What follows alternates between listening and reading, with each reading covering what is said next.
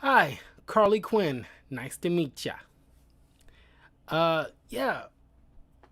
Uh, have another movie spoiler review, and this one I'm covering Birds of Prey: The Emancipation of One Harley Quinn. Let's be honest, we all just call it the Harley Quinn movie. We all just started calling it the Harley Quinn movie after a certain point because this has got to be one of the longest titles of a movie I have ever witnessed. Because you either call it the Birds of Prey movie or the Harley Quinn movie. We're not seeing that long ass fucking line. That's probably the one big knock I got against it is the freaking title. Even they had been going, you know, uh, marketers was going back and forth of what to call this, and it ends up confusing like the general audience, which it did. Uh, but that's neither here nor there. But it's something I had to point out. This also had released late 2020, right as little by little the theaters was opening back up to the public, especially if you got vaccinated. But you still have to wear a mask if you go in the theater at that time. So it was still murky, so that didn't help much. But this film did do well. It was directed. It's one of the few movies that this director had done so far. Kathy Yang, a Chinese American, who has also done like Dead Pigs in 2018.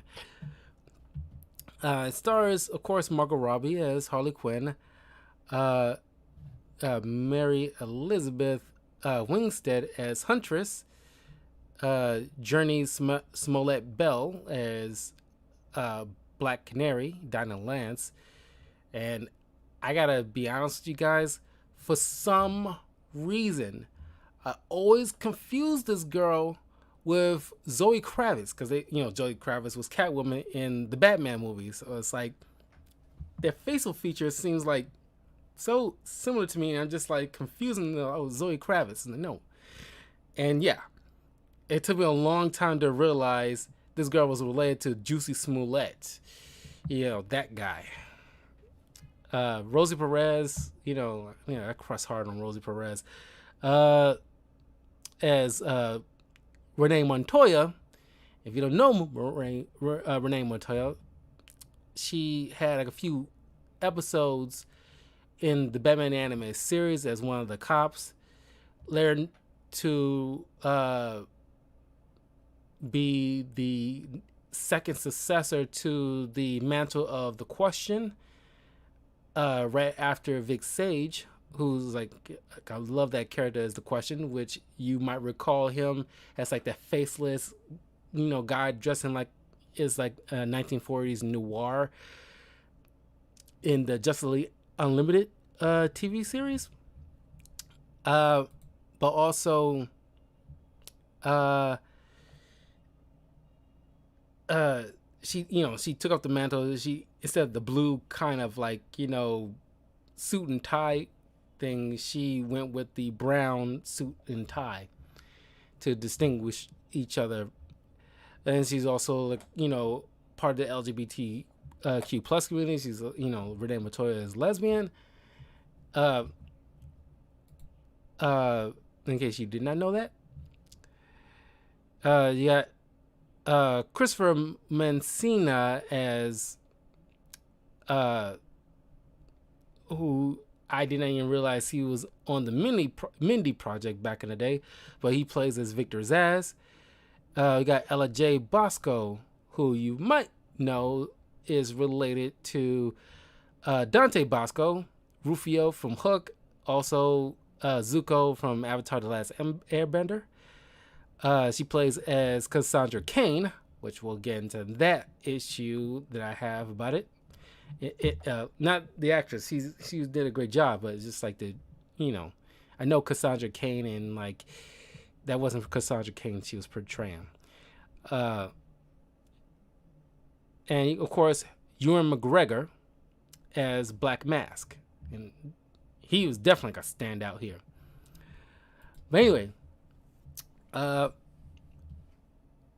This it's kind of one of those soft reboots, but not totally. Just like with the Suicide Squad, Birds of Prey wasn't totally ignoring the first Suicide Squad movie because it's supposed to be set like 4 years after those events, and Harley's out on her own. She like Joker kicked her out, and of course at that time, like Jared Leto, wasn't popular among certain fans of DC, and then I don't know, things changed after Morbius. Even though like I didn't hate, I think he did a better job as Morbius than Joker, but thanks to Zack Snyder, you see some more scenes in like Snyder's cut of the Justice League, and it's kind of like, oh, okay, that was a little bit better job with the whole Joker aesthetic and the way it's handled there. Without all the stupid tattoos and the grill. But I think he did a better job with Morbius. But it's like, not many people liking Jared Leto in totality. But obviously at this point in time, nobody had nice words to say about Jared Leto. It's a little bit better now, but then it's like, it's whatever. And it was still at that time when like release the Snyder Cut was like a huge bots or not was still like permeating everybody. And of course HBO Max was trying to like get like a foothold, and it's like, okay, we gotta get everybody watching HBO Max, get the Snyder Cut on this thing. So there's a lot going on in 2020. It was a hell of a fucking year. It was like the piece of shit of a year. I'm pretty sure like during like WW2 and WW1 was a couple of piece of shit years in concurrent time, but you know what I mean. And the Great Depression, I'm pretty sure wasn't like a fabulous year either, but it's just like, it's one of those things you gotta chalk it up as like the piece of shit of years in other piece of shit of years. But yeah, the Joker kicked her out. You don't really see Jared Leto. It's like you see like certain images like a back of the guy's head and whatnot, but he's not part of this. So Harley is regaling us, about like chain events and like everything about this adventure through her point of view. And this woman who directed this film, compared to David Ayer, the way he directed Suicide Squad, and these two got like balancing all these characters. Miss Yan obviously handled it way better than David Ayer. Because like, for one thing that really stood out, which I greatly appreciate, I think a lot of people will appreciate it if you put some thought into it. You notice, if you recall anything from the original Suicide Squad movie, the constant sexual shots, or more specifically butt shots, of Harley Quinn when David Ayer was handling things, it seems obviously gratuitous to a certain extent, compared to the way Miss Yan is handling it, where it's no gratuitous, shot of her ass in certain scenes. It's just like, you let Margot Robbie is already a gorgeous woman, and she's fitting the role of a Harley Quinn fantastically. She always have, but with a lack of a better word, proper director handling things, you let the character and the actress make that character look good without having to force it. Like, oh, this show, like, oh, like, boys like butt shots. It's like, showing like gratuitous ass shots. It's Harley Quinn, and they get them rocks off. But no, like, don't like sell guys or girls short by like, giving us like gratuitous crap like that. You give them a benefit of the doubt. It's like, no, she's already hot. All right, you don't need to like, because she's hot because the attitude and the way she carried herself, and like her brilliance. And unlike the first Suicide Squad movie, you get to see in this, which I greatly appreciate, when people remember this woman is a psychiatrist. Despite the craziness, she still has that skill. And when she like points out to like, like Huntress, it's in like the trailer too. That's distinctly remember that. It's like, revenge rarely give us the catharsis that we crave. And it's like, yes, yes. It's like with like the She-Hulk trailer, the last one, when like you see the moment when she's breaking the fourth wall, people seem to forget she can do that. And it's like it's something that like I thoroughly enjoyed seeing it here, and not focusing on her ass, for the bulk of the film. So Harley is pretty much like got her own place. He gotten herself hyena, which is another great thing. I'm glad, because like Harley Quinn owns, well, technically she owns two hyenas. It's supposed to be two hyenas, but there's only one here. She names Bruce after Bruce Wayne. Excuse me. So she decided to like, okay, she's cutting ties with Joker. She decides to join a roller derby because that's one of her hobbies. She loves roller derby, and like, of course, she kicks ass because she can be as violent as she wants to be. And she, is definitely like, a badass. There's certain comics that Harley Quinn has a roller derby team, and so she's getting shit-faced drunk and partying and what have you. And of course, she haven't told people yet that she broke it off with a Joker, because for the longest time, because she was the Joker's girl, nobody effed with her, because you will feel the wrath of the Joker, which will come down hard if he like you messing with Joker's things. And that's what he ultimately considered Harley just like a thing that belonged to him.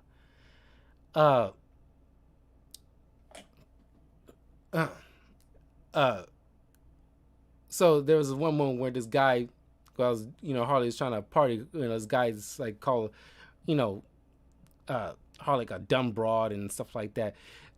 There's a lot of like, different kinds, but like very like dick men in this film, which is probably something that needs to be brought to the forefront. I'm glad it was like part of this movie, because you're looking at it through women's point of view, the kind of shit they probably have to put up with almost every other day.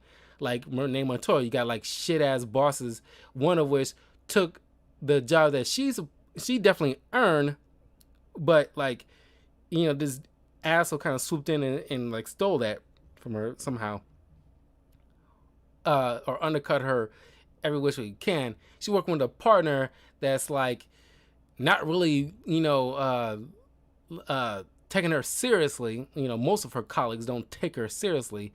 She has an ex girlfriend who also is I don't know, it's like a DA or just like a regular lawyer, but for all intents and purposes, let's say she's a DA, played by Ali Wong. And I'm mixed on whether or not how I feel about the way Ali Wong is dressed in this, because it seemed like, I guess, the purpose of making her look like a nebbish lawyer, but it's like, I don't know. It seems like, I don't know, like she's not confident. It's like, I don't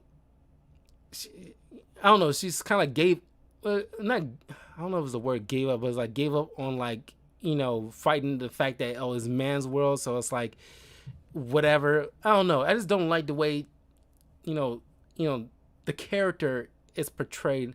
It seems like if you are Renee Montoya's girlfriend, you think she wouldn't be, that kind of like mousy. I mean, not like she's like mousy in every scene. She definitely, have words for Renee, but it seems like, I don't know. She dressed like, um, you know, like uh, Michelle Pfeiffer in Batman Returns in the first act when she's like, just like all nebbish and whatever. She kind of like carries like that, and it's like it's not her story. You can give her a little bit more of a, you know, backbone, and she's around other people and whatever. I don't know. This is something I thought it was like that kind of bugged me a bit. But yeah, they deal like asshole dudes, and then you got like Dinah Lance, and she dealing with, of course, she has to work in the lounge of Black Mask, who he is like a total fucking creep. Also with his little, you know, right hand man Victor Zsasz, who apparently seems like, total simp for Black Mask, who clearly obviously want to bang this dude, but she's feeling uncomfortable around these guys, but he got her off the street, so and she's got a good singing voice, so she sings in his lounge to pay the bills and whatnot. But she also couldn't fight.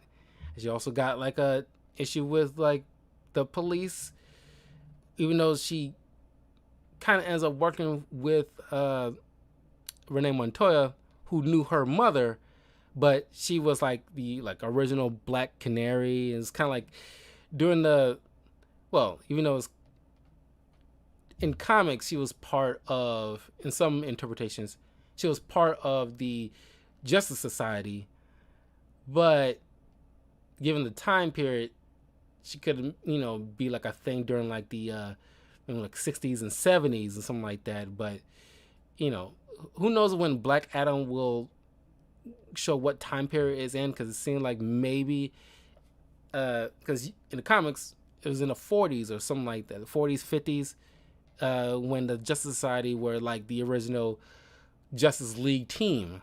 They kind of set up the current Justice League, and like some interpretations Dinah's mom was a part of it, and other interpretations Dinah herself was a part of it.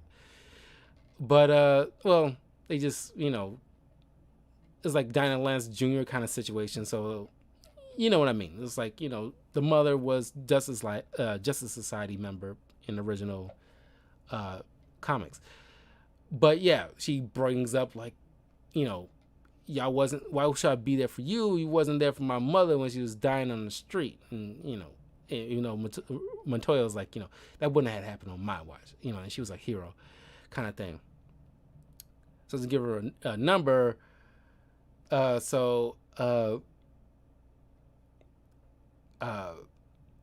always because she had the informant of that driver that Harley Quinn bumped into that ends up breaking his legs for insulting her.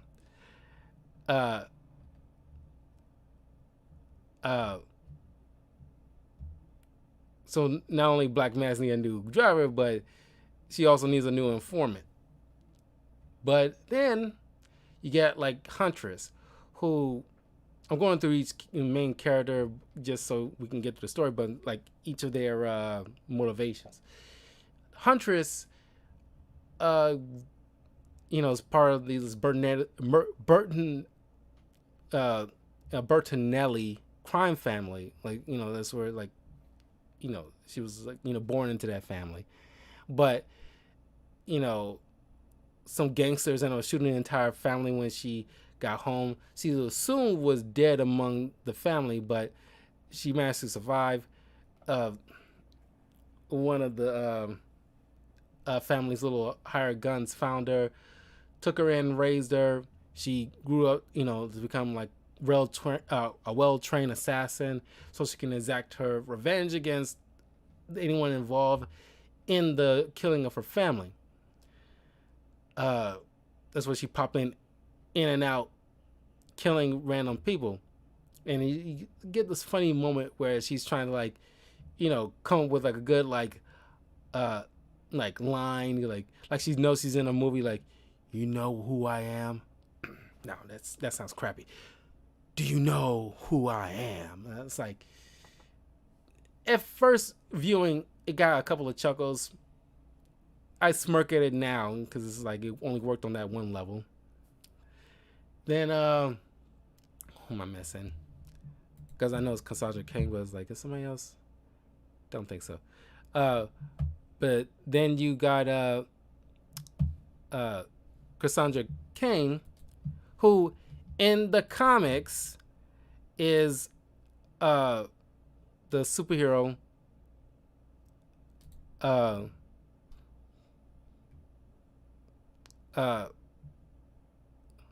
we call him like Batgirl?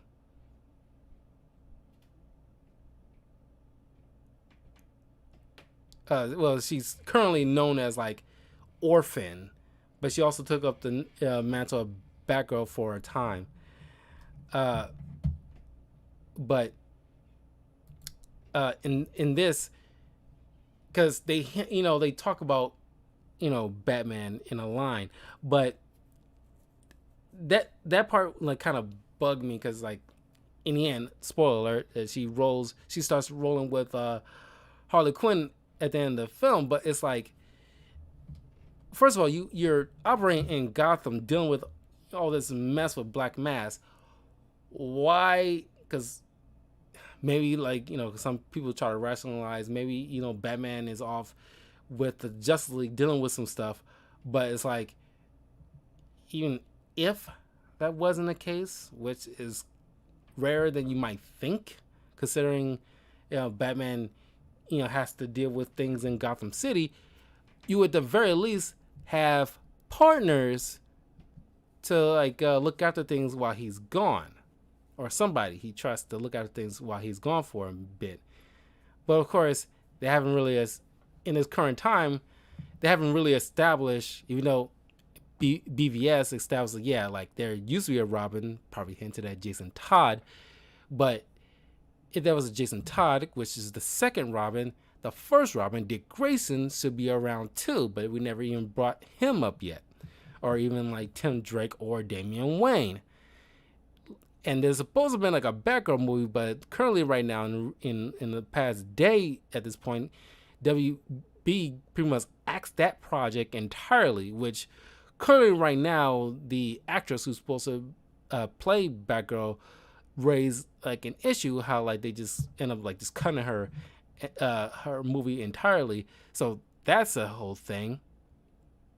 DC's in like not like a back in 2020 into 2021 they was in like a weird space, but 2021 leading to 2022 they really like got it seems like they're getting their stuff together, but still like got like a couple of steps left to like get certain things in order. They're trying to find their formula just to say like, okay, this is meshing well, what have you. The key thing is the Flash movie, because it's supposed to be like a Flashpoint movie that's supposed to help soft reboot everything. But with Ezra Miller, dealing with his bullshit, and then like,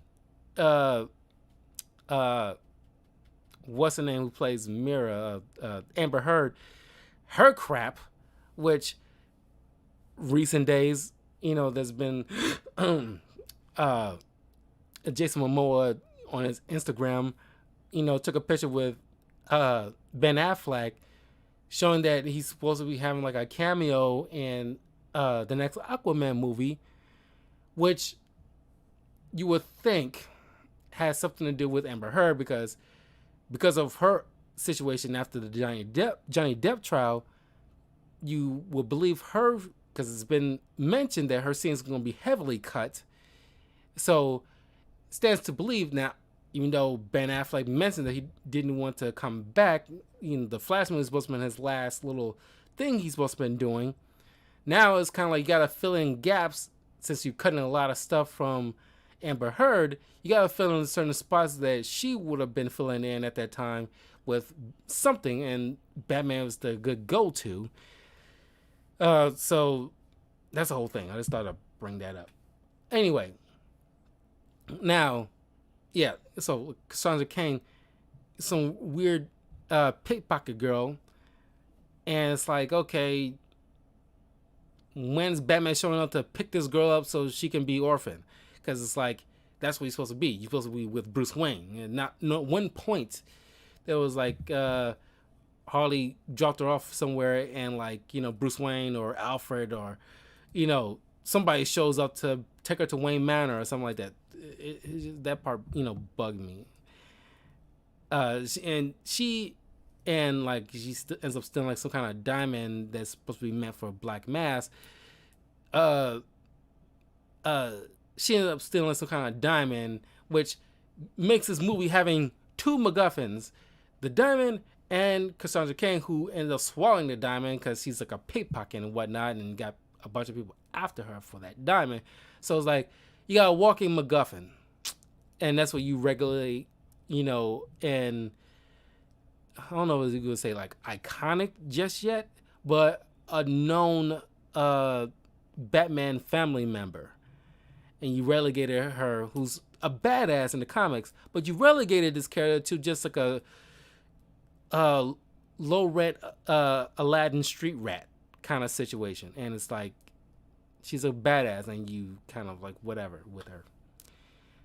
That was probably one of my biggest issues with this film. But aside from that kind of thing, and like the low attention that you give to, I know you're dealing with a lot with all these characters, and you do it well enough, but man, you like Huntress, it feels like she fell by the wayside. Black Canary, not using her superpower enough. You didn't even hint at that, like, oh yeah, you got this power, and like, at least bring up like, yeah, my mother did too. And I'm not, even though she brings up like, I'm not gonna be like, taking her mantle or anything like that, but you only see her use her power one time, and is towards the last 10 minutes of the film, and it's like could use it at least a couple of more times earlier in the film, like in certain spots, like when she's helping Harley with these guys who look like he's about to abduct her and possibly rape her. You could have easily used that power at least some extent or something. I don't know. You have it. It's whatever. But anyway, Harley, it's like, okay, I'm on my own. I just want to enjoy this egg sandwich thing.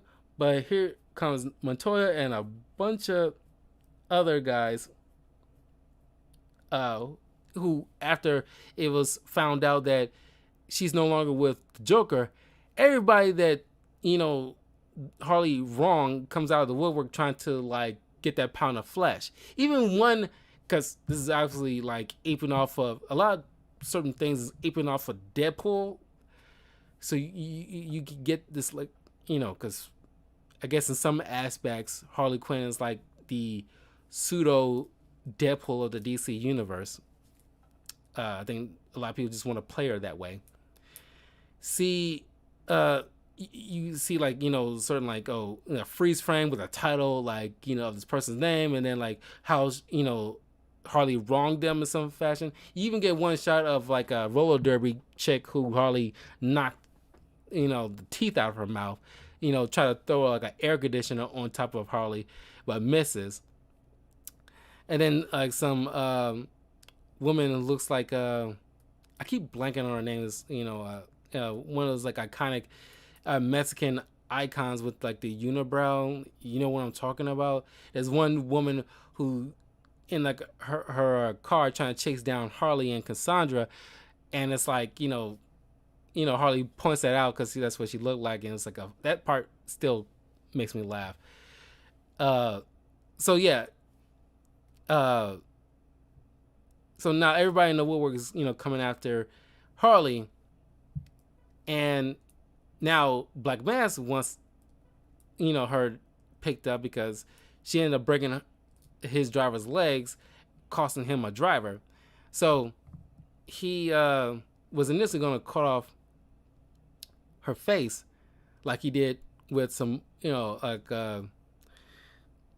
another like a yakuza guy, I guess, gang leader, his wife, and her child. Which that and like another scene with Black Mass is probably like the most horrific thing, even though either it's something hinted or just disturbing without the violence that he does, that makes just like I said, shitty men. And it's like it's him and Purple Man from the Jessica Jones TV show. It's probably the most creepiest guys I've seen. And it's like, you need this. Guys definitely need these things to get the point of view of a woman, to see like how she feels when dealing with like guys that like act like this, because like guys don't see things like this from other guys. And it's like, just the uncomfortability, because like, this guy and Purple Man makes my skin crawl. And like God, it's like it puts you in the shoes of women, and it's like you feel gross, you feel unnerved and bothered, and like you just want to get out of the situation. And like that's how women probably feel like every day. Not probably, more than likely, 9 times out of 10, like every day. And it's like creepy as fuck. And like I do apologize if at any moment in history, if like I know you, or at least met you in the past at some point, and I said things. Guys should all come to any female that they know, especially, or at least like outside their family, and like just throw them an apology, like, hey, if I ever in history made you feel uncomfortable or said some of the things that make you feel uncomfortable or whatever, I apologize. Just do that and give them that grace, especially after current recent events with Roe v. Wade. It would be nice for girls to hear that from guys, just like, because it'll be nice to get that out of the blue, and they say, and like, oh my God, it's like, thank you. They will probably appreciate just the, hey, acknowledge, at least kind of like acknowledge your privilege as a guy, and just be there for them when they need it, when something's something or someone disrespecting them as women in some shape or form. And apologize for any transgression that you might think might have happened that you didn't intend to make seem like hurtful or whatever. It'd be appreciative to just like do that for them. Anyway, Black Canary is becoming like Black Man's driver, and like God, Ewan McGregor is fantastic in this, because people saying like he should have been like the Joker, the way he's carrying himself. In some aspects I agree, but I think it's like he's definitely the Black Mass. I think he, because Black Mass is sadistic in his own right, and not as much as Joker, but it's fine. And the last thing, because like there's only 2 guys that played as the role of Black Mass. There was Ewan McGregor and a guy from the Gotham TV series, because he played sadistic pretty well in that show. It's freaky as hell. And I like the way he he's showing off his stuff for Black Canary, and it's like he's showing her these shrunken heads, like, yeah, look, it's like they like they strip them, like, ew, and it's like I laugh so hard. It was like I was like who does that? It's like and of course you see like Zaz getting annoyed because he's getting jealous. It's like he clearly is getting jealous, but he ordered these 2 to go get his diamond from the bank, but then like Cassandra walked by, picks the guy's pocket. She gets pinched by the cops after she pickpocketed too many people, which is kind of like an amateur move. Aladdin probably would have done a better job in like stealing than this chick, but she gets pinched, brought to the precinct, And that's when, like, Harley Quinn, running parallel right now, uh, getting busted by Black Mass. She trying to save her own skin, literally, by offering her services because she want to start her own little business. Uh, looking for things, like kind of like a bounty hunter for things and people, whatever. And she decided, like, hey, I can get you the stuff because I know the streets like the back of my hand. Like, I can find this girl and get your diamond. So, in lieu of killing her, he tasked her to go get the diamond. But just to make things exciting, he decided to put like a $500,000 bounty on Cassandra Cain's head. So, hopefully, like, I guess either Harvey brings the diamond or he can make sure he gets the killer still and get his diamond by having like bounties trying to come after the girl. That's where you get this awesome shot of Harley breaking into the precinct, shooting cops with this like paint dust gun. And and another thing here, I appreciate that Margot Robbie brings out the Long Island accent that Harley Quinn has. You don't necessarily have to do it all the time because, like, Kelly Cuoco doesn't really do it in the Harley Quinn series, but it still do a great job.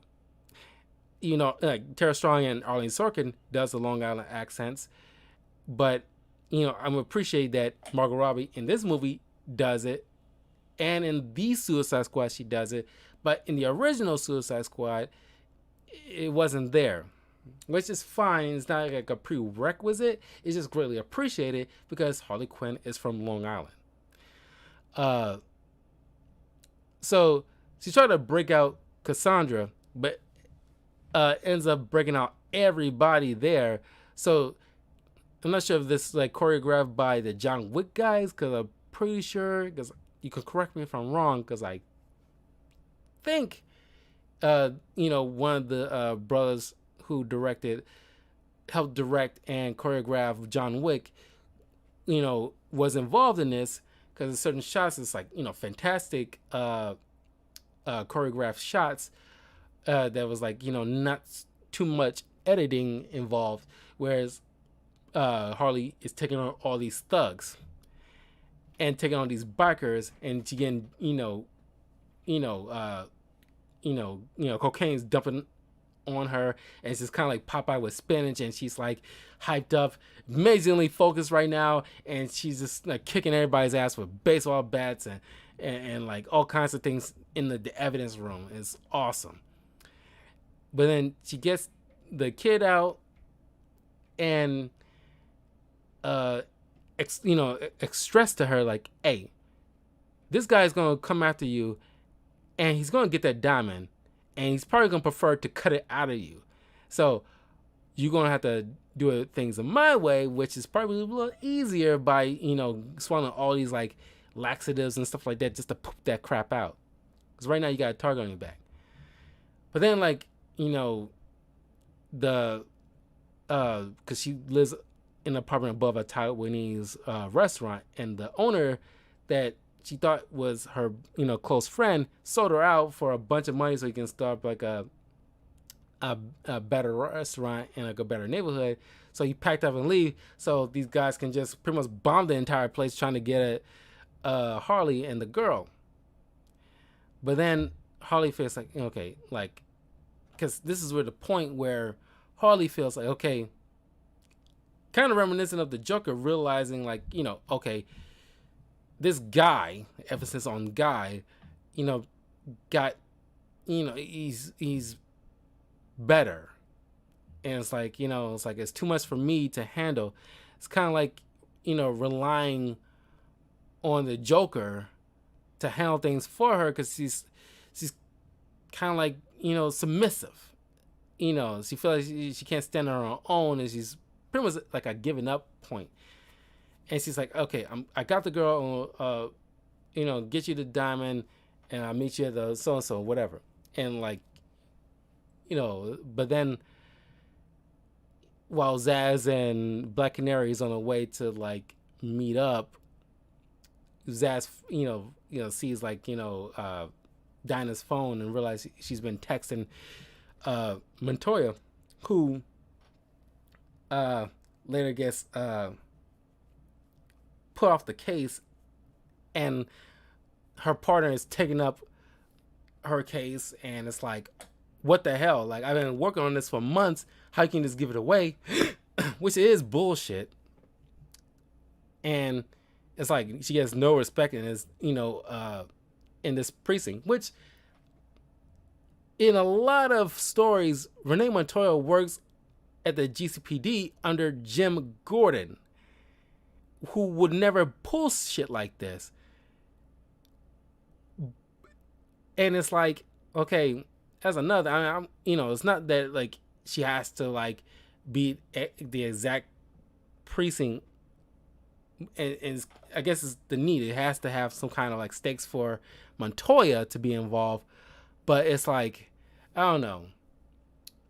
It's like I'm just used to Renee Montoya working under Jim Gordon, who would trust her to handle things and like like believe like, oh, okay, I trust your gut. You know what you're doing. Woo woo, and will never like be a jerk guy to her.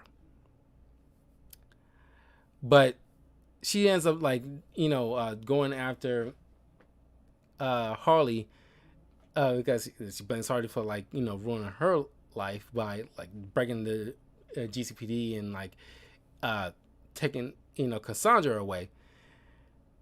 And of course, like Cassandra's feeling betrayed because Harley is like having her strapped to the toilet seat, thinking like, okay, like I gotta turn you in because I got save my neck, here because it's like it's too much. Even though they was been like palling around and becoming friends, and Cassandra wanted to be mentored by Harley, which is an issue a lot of people have. Like why would you want why did you set up to like? I mean, not set up, but it's like, as part of the story, like, she wants to follow in the footsteps of Harley Quinn instead of, like, she's supposed to be part of the Bat family. And it's like, you're kind of, like, uprooting all that. At least, you ruin, aspects of that. But then, like I said, Montoya shows up, drunk as hell, having, like, a fight with Harley Quinn. Harley easily get the one up on her, kicks her out the freaking window, like holy shit. But then she ended up crawling back up. I don't know how, but I guess they not that high up. But in comes Zaz and Black Canary. Zaz tranquilizes Harley, who he intends to like brutally brutalize her and then become one of his like marked victims, because Victor's ass is a serial killer who he cuts himself as like tally marks to mark each kill he makes, and he puts a gun on Dinah, you're a traitor and what have you.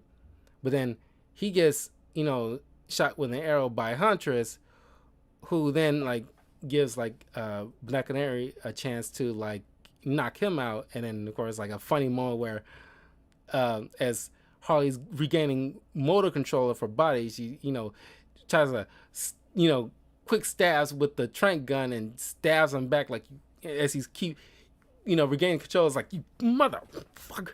So that part is funny as hell. But then like Renee hops in with the gun, train on everybody in the room right now, ready to bring everybody in. And here comes like Cassandra finally out of her restraints, takes I think Zaz's weapon and puts it on everybody. It's like like all you guys like because like everybody's like ruining her life, or it's like kind of like like coming after her in some shape or form. And like it's like it's been one hell of a like journey so far, a couple of days. And so she pretty much like the kids like kind of had it up to here with all these like adults bullshit. But then here come Black Mass, in the black mask was cool as hell, with like a practically like a small army ready to like seize to this like amusement park area, just to get this girl to get so he can get this diamond out of her. And so they decide to like make a truce and team up to protect this kid and put an end to Black Mass's bullshit once and for all. So you see this awesome scene where it's like everybody's taking turns protecting this girl, and it's I love this because like they all like giving her like advice, like or at least like I got your back. You stay right here, stick with me, woo woo. And everybody's like like you taking those like beating up guys and like all these thugs trying to like grab the girl, and like Harley Quinn comes in and like bashes one guy with like with a mallet and like kicking his ass, and then here comes like because she's just a walking MacGuffin, so she doesn't like offer much to the whatever at all, even though in the comics he's like an amazing freaking fighter. But then here comes like Huntress grabs him like here hold this piece, hold this little toy car, like hold it tight, focus, we got your back, ooh, and she kicking ass. Then Black Canary he gets a hold of her, protects her while she kicking some other guy's ass. Then Matoya grabs her, protects her from some other thug trying to grab her, kicks his ass. It was like a free for all of badass women kicking all these thugs asses. It was awesome. I love this scene. But then ultimately they grab the girl and like they're getting pinned down by all this gunfire, and then like Black Canary finally like releases her sonic cry and like disrupts everybody, but Black Mass takes off with in his car with the girl, and thanks to Huntress pulling Harley while she's on her roller skates to like get up close enough to catch up with the car, and causes a just like a killing or knocking out the driver, causing the car to crash. And it's like they're near like a pier, and they this shot, it's like I kind of like his creepy vibes, and now is the moment of truth where Harley's finally like, okay, I can't rely on like a powerful man to come help me or anybody in general. I gotta like finally handle things on my own. There's no Suicide Squad, there's no Joker, there's no Batman. It's me. I have to do this. I gotta save this kid. And thanks to the assistance of the kid who because she found like grenades in like Harley's stash back in the amusement park, put a grenade in Black Mass's pocket, released the pin, and Harley kicks him off the ledge of the pier as he blows up in pieces, which is like an awesome sight. And they all have like tacos and margaritas to celebrate. And the girl goes to the bathroom ready to pass the ring, and Harley Quinn goes in to check on her, and like the other three decide to form like a team, the Birds of Prey, and they come to realize like Harley and the girl hopped out, dipped out of the restaurant, taking the ring to pawn to for some money for a startup business that Harley wanted to do for like I guess like bounty hunting or something like that, to that effect, that she wanted to do. And kind of not that dissimilar to what like you see in the Harley Quinn TV series, but thanks to because there's like bank serial numbers to like a small fortune that was on the ring that Huntress eventually got, that helped because it was her family's money. And that helped fund their Birds of Prey organization that helped, like, it's kind of like the street level heroes. So as the movie ends with, like, a wink and a smile from Harley Quinn, and it's still a good movie. You just, like, I wish there was more time invested with, like, the other Birds of Prey members, but this is like a Harley Quinn movie, in which it is, and it's treated as such, and should have been just called, like, Harley Quinn and the Birds of Prey, because the Birds of Prey are supporting characters to her film, or at least it wasn't as balanced as, like, James Gunn with the Suicide Squad or Guardians of the Galaxy film, which seems like everybody gets equal screen time, and it doesn't seem equal in this, because that's fine, because it's a Harley Quinn movie. That's how people just viewed it, and still views it. It's a Harley Quinn movie. I still call it a Harley Quinn movie, and people know exactly what I'm talking about. And that was the issue with the marketing part. I think, like, that you would think, like, there's issues when you talk about a movie. It's plot holes you usually, like, bring up, but rarely you talk about things outside of a film that is probably the bigger issue than the movie itself. And the marketing is probably, like, the biggest issue I have. I wish they would have done better, and I wish not to rewrite the movie, but, like, I mean, the director did what they can with the writing and everything like that, but it's just like, I wish more time was given with, a lot of these characters, because each of these characters are fantastic, and I think that should have been done a better job with Cassandra Cain, because he's too important of a character in the Bat family to relegate her as a MacGuffin. And that's how, like, I just did not care for that. Nobody cared for that, especially if you knew who she is in the comics. You would probably not live it, but it's like you definitely be bothered. But yeah, that was the Harley Quinn movie, aka Birds of Prey, the Emancipation of one Harley Quinn.